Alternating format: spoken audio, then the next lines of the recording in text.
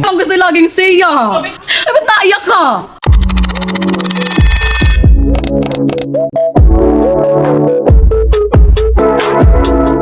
Sunday nga ngayon at dahil Father's Day, maaga tayong bumangon at bukod doon, papunta tayo ng school mamaya dahil meron pa tayong i-install na electric fan ng mga bata. Pagkagising ko nga, ito muna yung ginawa ko dahil gagawa muna ako ng card na panglagay nga dun sa cake ni Papa mamaya. At ang isang problema ko pang isa pa ay yung kasing i-gift namin ay kadadating lang sa Infanta kahapon. So wala pa siya dito sa Panukulan. Buti na lang talaga merong Reyna Pabili service. Alam niyo ba, sobrang laking help talaga nila sa akin palagi. Kasi pag wala talaga akong mapakisuyuan, ganyan. Saka minsan nakakahiya kasing makisuyo, 'di ba? So mas mainam na mag-message sa kanila at sila na lang yung gagawa ng everything. Basta kapag meron talaga akong ipapabili sa Infanta or ipapakisuyo, nagme-message lang talaga ako sa kanilang page. Kasi sobrang bilis nila, as in, on time pati talaga. Basta sa lahat ng transaction ko sa Reyna Pabili, never talaga ako na-disappoint. Eto na nga, since yung gift namin ay nasa Infanta na nga kahapon lang kasi na-delivered, so hindi umabot dun sa mga padala ditong parcel sa Panukulan.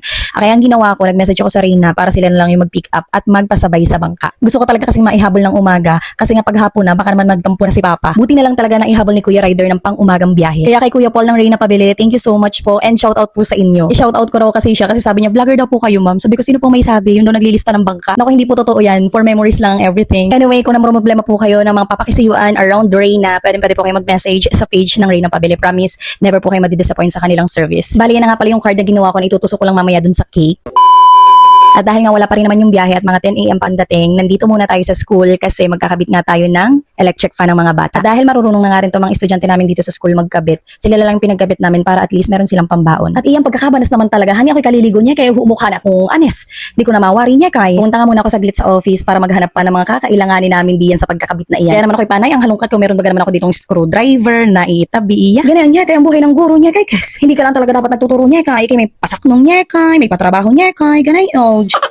At bukod nga sa fan ay kakabit ngayon ay ipapakabit ko na din sa dalawa. Ito nga pala ay yung UV net na ilalagay namin sa bintana dahil pag umaga, yung sunrise kasi tutok na tutok talaga dun sa bintana namin. Ay kawawa naman yung mga batang nasa gilid kasi sobrang init. Maigi na lang talaga itong mga batang ito, napakasisipag. Isa rin kasi talagang factor kung bakit sobrang init sa room namin everyday, gawa talaga ng init ng sunrise kapag umaga dyan na tumatama. Kaya naisipan ko na palagyan ito para medyo mabawas-bawasan yung init, and then kapag medyo mataas na yung araw, pwede naming itaas. Project nga po pala ito ng aming homeroom, kaya thank you so much po sa aking mga parents dahil po sa inyo nadagdagan po ang ating electric fan sa loob ng room dahil talaga namang na-experience nila nung nag-meeting kami na sobrang init talaga ng classroom namin. Sana dumating yung panahon na hindi na natin kailangan maglagay ng ganyan, hindi na natin kailangan maglagay ng kararaming electric fan kasi lahat well-ventilated na ang mga rooms ng public school para wala na ring teacher na ganyan ang itsura kapag weekend.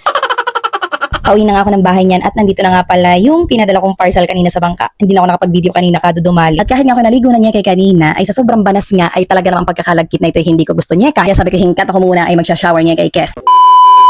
O-open ko na nga yung gift namin kay Papa para ma-prepare ko na at mamaya nga aming iso-surprise. Sa totoo lang, ang hirap talaga mag-isip kung ano bang pwedeng iregalo sa mga lalaki. Lagi akong problemado kapag mga ganyan. So naisip ko na lang ibigay sa kanya sapatos kasi one time, naghahanap siya ng sapatos nung meron silang attendan na event. Tapos, since bihira nga siyang magsapatos, ay di bihirang makagamit. Nasira na lang yung sapatos sa sobrang hindi ginamit. Kaya sabi ko, sapatos na lang ibibili ko sa kanya. Sa Lloyd naman ang gusto, watch naman ang ibigay kay Papa kasi nga napansin daw niya, laging yung digital watch ang gamit. Kaya watch daw ang ireregalo niya sa Papa. At may bata na nga ditong nakakatulog pag-iintay ng pagsusurprise namin sa Papa.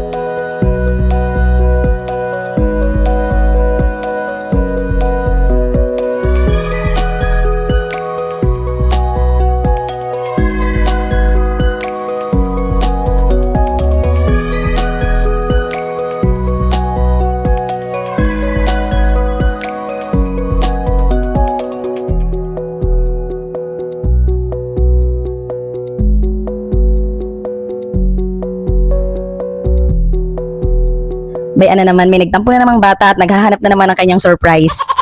Basta pag may mga ganang ganap, gusto siya mayroon din. Nagsukatan ta naman tong dalawa ni alud ng sapatos ni Papa. Ay nang yay mainggit.